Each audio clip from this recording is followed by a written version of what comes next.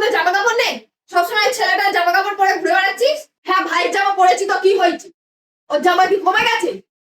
ওর জামাই পরবো, এবার প্রয়োজন হলে বাবার জামাও পরবো।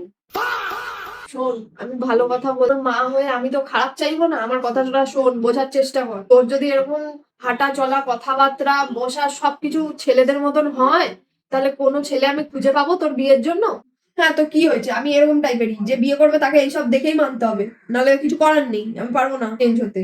আর দেখেছিস বাইরের 5টা মানুষ কি বলছে, যে আমার জন্যই তুই আজকে এরকম হয়েছিস।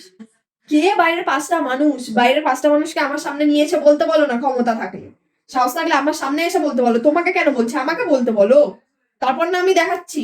খেয়ে দে কাজ বাজ নেই, খালি লোকের চরকায় তেল দিতে আসে। নিজেদের কি অবস্থা তার নেই ঠিক। অনেক তো বয়স হলো মা, এবারে বিয়েটা তো করতে হবে। হ্যাঁ, করবো। হ্যাঁ, ওই আর কি, একটা ভালো সম্বন্ধ পেয়েছিলাম, চাকরি করে, সরকারি চাকরি করে।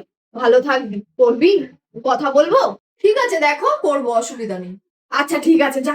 মেয়েটার মাথায় সুবুদ্ধি তাহলে এতদিনে হয়। কিন্তু হ্যাঁ, ঘর জামাই খোঁজো। শ্বশুর বাড়ি আমি যাবো না। ঘর জামাই? সেই ছেলে চাকরি করে, সরকারি চাকরি, সেই ছেলে কখনো ঘর জামাই থাকে? হ্যাঁ, তো কি হয়েছে? সরকারি চাকরি করে বলে কি মাথা কিনে নিয়েছে? এ ভগবান।